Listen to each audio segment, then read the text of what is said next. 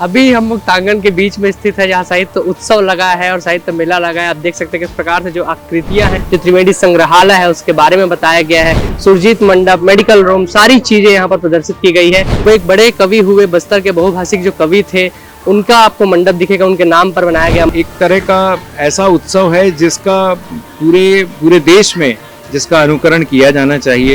यहाँ तो बहुत सारे कॉन्सर्ट देखे हमने, यहाँ बहुत सारे कवि है, मतलब बहुत सारे सिंगर्स है, लेकिन कवियों को कभी मंच नहीं मिला और कलाकार और कवियों को मंच मिल रहा है, ये बहुत अच्छी बात है। लोग जाने तो कि विनोद कुमार शुक्ल कौन थे, श्यामलाल चतुर्वेदी कौन थे, लाला जगदलपुरी कौन थे, ये सारे लोग से मिल करके छत्तीसगढ़ बनता है। छत्तीसगढ़ किसी एक व्यक्ति से मिलकर नहीं बनता। आपको ज्यादा मजा किस में आया है, व्यंजन खाने में आ रहा है कि साहित्य का आनंद लेने में आ रहा है?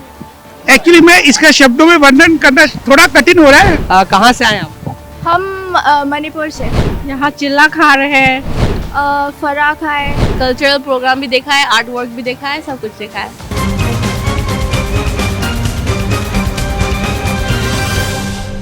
नमस्कार, रायपुर में लगा है साहित्य का मेला। जी हाँ, हम बात कर रहे हैं साहित्य उत्सव 2026 आदि से अनादि तक। इस साहित्य उत्सव में अलग अलग साहित्यकार, राज्य के, देश के साहित्यकार आते हैं, उनको मंच मिलता है, वो युवाओं से जुड़ते हैं और अपने रचनाओं को प्रदर्शित करते हैं और सीधे तौर पर एक नई पहचान ही छत्तीसगढ़ को प्रदान करती है। आइए जानते हैं यहाँ क्या है कुछ खास और देखते हैं क्या क्या चीज़ें यहाँ पर नई देखने को मिलती हैं। अभी हम मुक्तांगन के बीच में स्थित है, जहाँ साहित्य उत्सव लगा है और साहित्य मेला लगा है। आप देख सकते हैं किस प्रकार से जो आकृतियां हैं यहाँ पर बनी हुई है, जो छत्तीसगढ़ के अलग अलग चीज़ों को प्रदर्शित करती है, छत्तीसगढ़ की अलग अलग संस्कृतियों को दिखाती है। और ये जो पानी की बौछार है, ये बीचों बीच बनी हुई है। लोग इसमें आकर्षण का ये केंद्र बना हुआ है, लोग इसको ध्यान से देख रहे हैं। अगर आप ऊपर की तरफ देखेंगे तो जो सजावट किए गए हैं, जो छत्तीसगढ़ी में जिसे चुरकी कहते हैं, उससे सजावट की गई है। तो छत्तीसगढ़ की झलक पूरी तरीके से यहाँ पर दिखाई पड़ती है। उसके अलावा अगर थोड़ा सा आप इधर देखेंगे तो लेफ्ट की तरफ आपको देखने को मिलेंगे हिंदी के वो वर्णमाला, हिंदी के जो अक्षर हैं वो आपको देखने मिलेंगे। ये साहित्य को प्रदर्शित करते हैं कि किस प्रकार जो हिंदी साहित्य है वो प्रदर्शित यहाँ पर हो रहा है। ये अच्छा साहित्य मेला लगा है। अगर हम इधर की ओर थोड़ा अंदर जाएं तो आप इधर भी देखेंगे तो वही चीज़ें आपको ऊपर देखने को मिलेंगी। जो वर्णमाला है, जो अक्षर है हिंदी के, हिंदी वर्णमाला के, वो सभी आपको देखने को मिलेंगे। आइए हम अंदर की ओर भी जाएंगे और देखते हैं क्या क्या और चीज़ें हैं। इधर आप देखेंगे तो जो छत्तीसगढ़ की आकृतियां हैं, अलग अलग जो कह सकते हैं कि जो समुदाय हैं उनकी आकृतियां यहाँ पर दिखती है। उसके अलावा यहाँ पर साहित्य धरोहर त्रिवेणी परिसर राजनांदगांव का जो पोस्टर लगा है, जो त्रिवेणी संग्रहालय है उसके बारे में बताया गया है। और इन सब चीज़ों से लोगों को जो है अपने छत्तीसगढ़ के अलग अलग जो संस्कृति है उनके बारे में पता चलता है, जो साहित्य से जुड़ी हुई चीज़ें हैं उनके बारे में पता चल रहा है और युवाएं इससे बहुत आकर्षण महसूस कर रहे हैं। अभी आप थोड़ा सा अंदर अगर आएंगे तो आप देखेंगे कि इस ओर जो है एक मैप बना हुआ है, जो यह दर्शाता है कि कहाँ पर क्या चीजें हो रही है। जैसे पहला जो आप स्क्रीन पर देख रहे हैं, जो 1 लिखा है उसके नीचे लिखा है रजिस्ट्रेशन, तो वहां से आपका रजिस्ट्रेशन शुरू होता है और धीरे धीरे मुक्ति बोध मंडप को होते हुए सुरजीत मंडप, मेडिकल रूम, सारी चीजें यहाँ पर प्रदर्शित की गई है। और लास्ट जो 13 नंबर है उसमें विनोद कुमार शुक्ल जी का पंडाल है। तो वो सभी चीजें यहाँ पर प्रदर्शित की गई है। इससे जो दर्शकों को है आसानी होती, दर्शक इससे समझ पाते हैं कि कहाँ कौन सी चीजें हैं और पूरी तरीके से आनंद ले पाते हैं। आगे और चलते हैं, देखते हैं क्या क्या चीजें और हैं।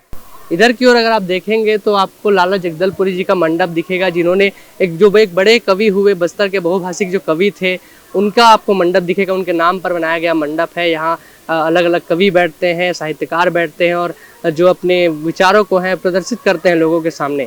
आगे की ओर अगर आप आएंगे थोड़ा सा तो श्यामलाल चतुर्वेदी जी का मंडप आपको दिखेगा। उनके जो हमारे अलग अलग कवि हैं, जो छत्तीसगढ़ के अलग अलग कवि हैं, उन सभी कवियों के नाम पर जो कलाकार हैं, जो कथाकार हैं, जो लेखक हैं, जो अलग अलग रचनाकार हैं, उन सभी के नामों पर अलग अलग यहाँ पर मंडप बनाए गए हैं। और आप सीधे की ओर देखेंगे तो इधर श्यामलाल चतुर्वेदी का मंडप है।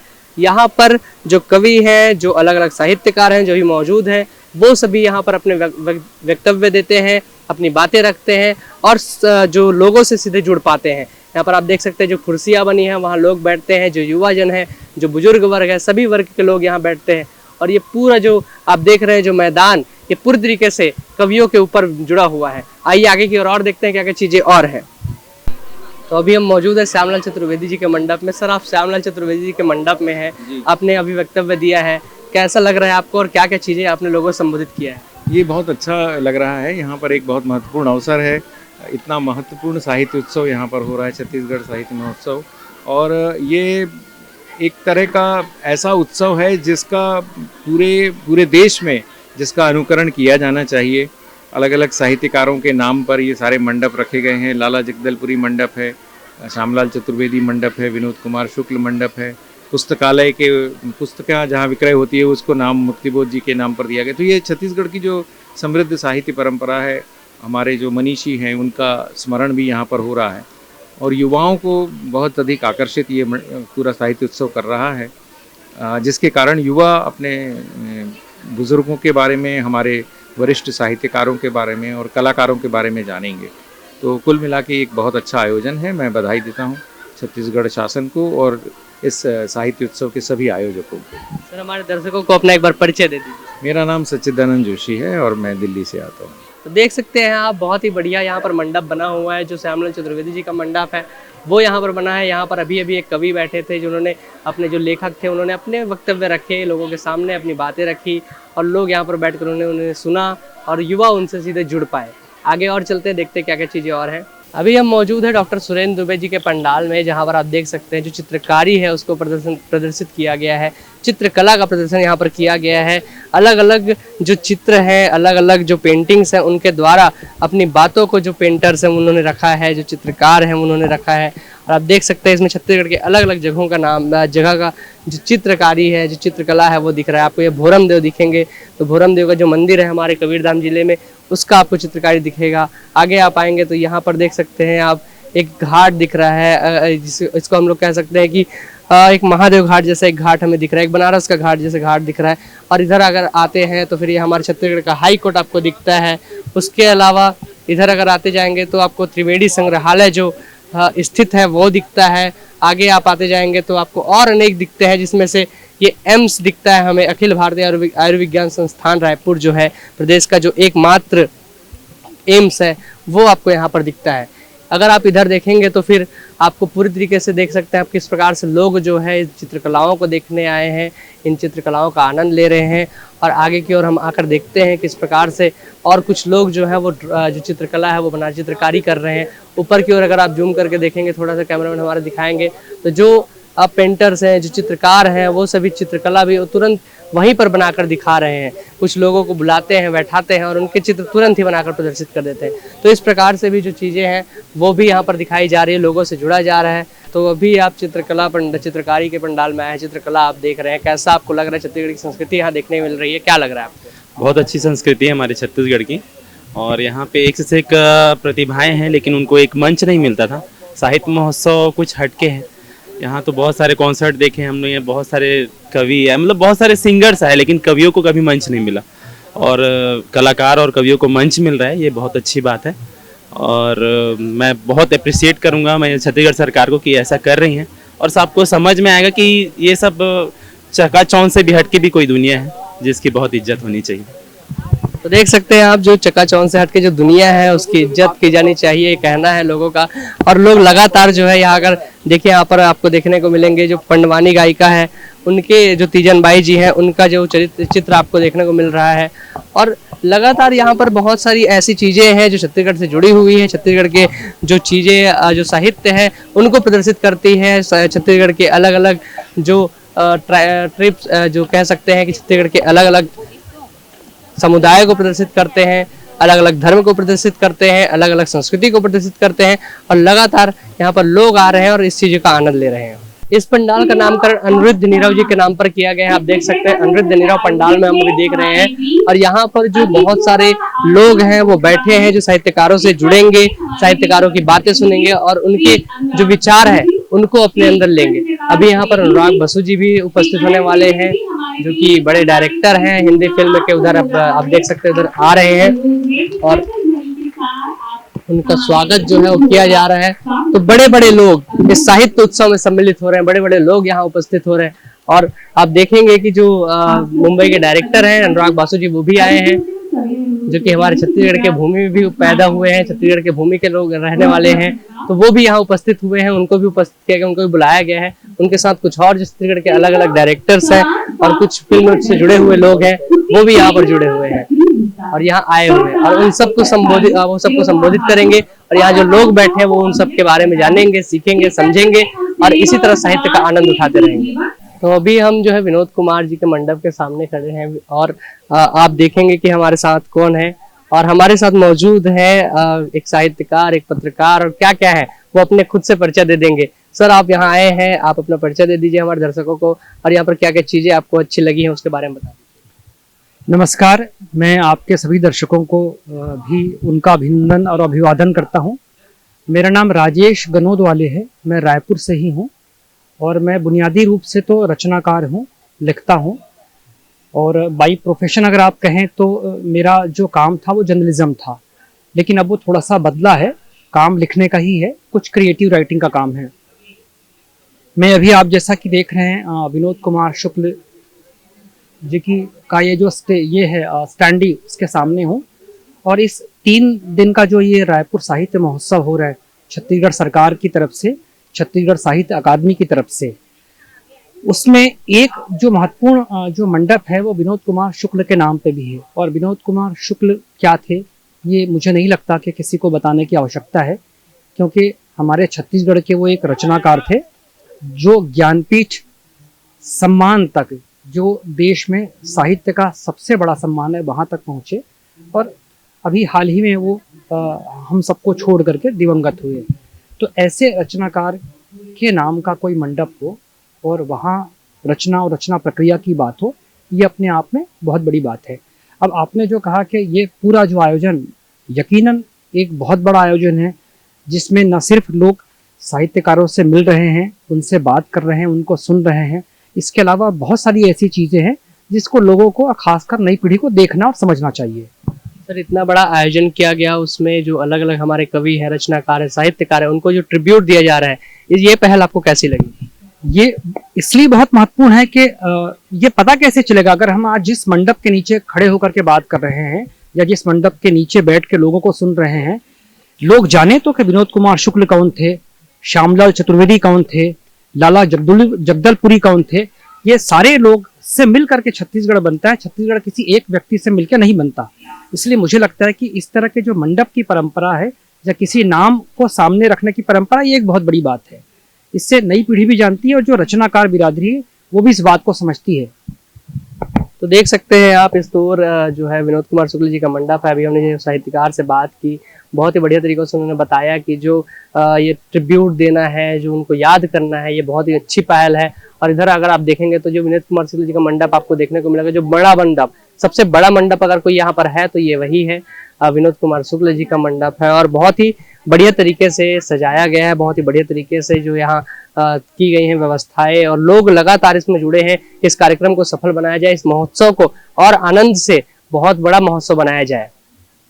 साहित्य उत्सव में साहित्य के अलावा, संस्कृति के अलावा जो छत्तीसगढ़ी व्यंजन है और बहुत सारे अलग अलग व्यंजन हैं, उनका भी स्वाद आपको देखने को मिलेगा। अभी हम मौजूद हैं फूड स्टॉल में, जहाँ पर आप देख सकते हैं किस प्रकार से अलग अलग चीज़ें जो हैं, अलग अलग व्यंजन जो हैं, आइसक्रीम ले लीजिए, चीला रोटी ले लीजिए, जो गढ़कलेवा है छत्तीसगढ़ की, जिसमें पूरे छत्तीसगढ़ के व्यंजन मिलते हैं, वो भी यहाँ पर बना हुआ है।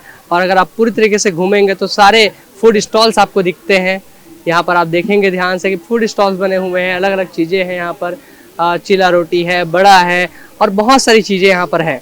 उसके अलावा अगर आप देखते जाएंगे, थोड़ा सा चलते जाएंगे हम, तो लोग कुछ खा पी रहे हैं। आइए लोगों से बात करने की भी कोशिश करेंगे, क्या लग रहा है उनको, कैसे वो खा रहे हैं, क्या कर रहे हैं। और देखिए, जो छत्तीसगढ़ की जो चीज़ें हैं, छत्तीसगढ़ की जो परंपरा है, उसको प्रदर्शित किया गया है। और उसके अलावा साहित्य भी है, संस्कृति भी है, और इन सब का जो समागम है वही साहित्य उत्सव है। उसी साहित्य उत्सव को यहाँ प्रदर्शित किया गया है। आप देख सकते हैं इधर जो है ये कह सकते हैं कि साउथ इंडियन जो व्यंजन है, डोसा, वो बन रहा है, उसे भी लोग खा रहे हैं बड़े चाव से। इसके साथ इधर आके देखेंगे तो सांभर चटनी खा रहे हैं और लगातार लोग आनंद ले रहे हैं। बहुत ही ज़्यादा उत्साह का माहौल है यहाँ, लोग बहुत ही भीड़ है। और सबसे ज़्यादा कहे तो फूड स्टॉल में ही हमें भीड़ लग रही है। तो आप यहाँ पर क्या खा रहे हैं, कहाँ से आए हैं आप? सर, मैं दिल्ली से हूँ और मैं होम मिनिस्ट्री में, गृह मंत्रालय में पुलिस विभाग में कार्यरत हूँ, इंद्रावती भवन, नया रायपुर में। और ये जो साहित्य सम्मेलन हो रहा है, मैं यहाँ जो आया हूँ, मेरे पास शब्द नहीं है वर्णन करने के लिए। सच कहूँ तो आत्मा प्रसन्न हो गई।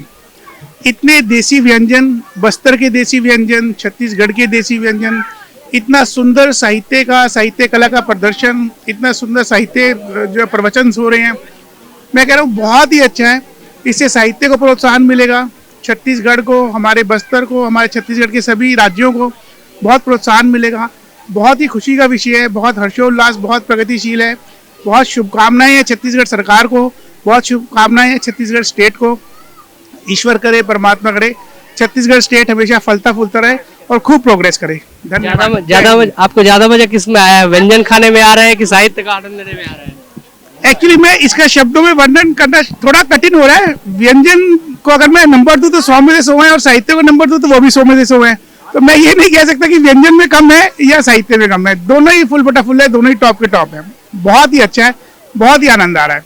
Thank you so much. जय हिंद, जय छत्तीसगढ़। तो देख सकते हैं आप लोग बहुत आनंद ले रहे हैं। जी जी जी, आज दूर दूर से आए हैं, दिल्ली से लोग आए हैं और पूरे भारत से लोग यहाँ पर आ रहे हैं और लगातार जो है वो यहाँ पर बने हैं, आनंद ले रहे हैं। और आज तीसरा दिन है और आज के दिन ही इस जो उत्साह है उसकी समाप्ति होने वाली है। हमारे साथ कुछ लोग बैठे हैं, ये उनसे बात करने की कोशिश करते हैं, जानते हैं कि कहाँ से आए हैं। कहाँ से आए हैं आप? हम मणिपुर से। मणिपुर से। इतनी दूर से आप आए हैं, कैसा लग रहा है छत्तीसगढ़ की संस्कृति देख के? बहुत अच्छा लग रहा है, हम बहुत एंजॉय कर रहे हैं, बहुत अच्छा प्रोग्राम है। क्या क्या चीजें आप खा लिए यहाँ की? फरा खाए और बहुत कुछ है जिनके नाम याद नहीं, लेकिन सब अच्छा लगा। तो मणिपुर का स्वाद अच्छा लगता है कि छत्तीसगढ़ का? दोनों। आप सब आए हैं, आप भी आए हैं, बहुत लंबे समय से आप आए। कब से आए हैं आप और क्या क्या खा रहे हैं? यहाँ चिल्ला खा रहे हैं और आधा तो नाम नहीं पता है क्या क्या है। अच्छा है। हाँ, केवल खाने का आनंद ले रहे हैं या साहित्य उत्सव का भी आनंद आप ले रहे हैं? हाँ लिया है। कल्चरल प्रोग्राम भी देखा है, आर्ट वर्क भी देखा है, सब कुछ देखा है।